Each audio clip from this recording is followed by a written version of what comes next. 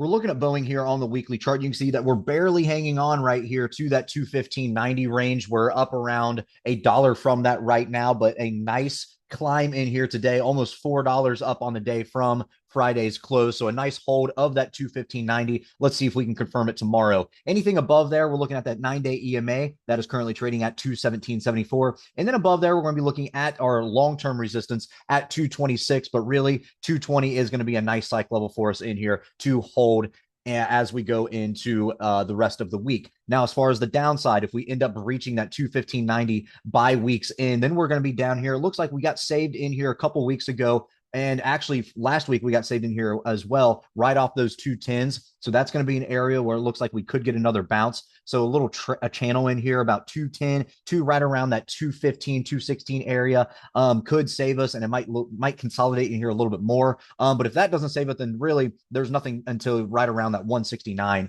or 196 that is to kind of save us. So it looks like we will get saved in here on that 210s worst case scenario as we head into earnings next week.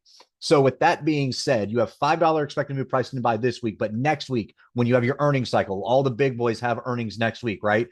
You're pricing in right around a $12 expected move in here. You have earnings for pre-market October 29th right now. So that could change, but right now it's priced in for that October 29th pre-market. And you have right around a $12 expected move coming in here on your options chain. So we're going to see if we can hold this 215.90 as we close out the week. And then we're going to see what happens the following week in here, or next week, I guess, to see what happens as we get closer to that earnings expiration. So again, 215.90 needs to hold 217.74 above that at 9-day EMA. Then we're off to the races to the 226. If not, then we're going to be trading in between this 210 to around 216 channel. And then if that cannot hold as we get closer into earnings, or we get a big outlier move in here, black swan event or something like that, as we go into earnings, then you're looking right around 196 in here for your lower support.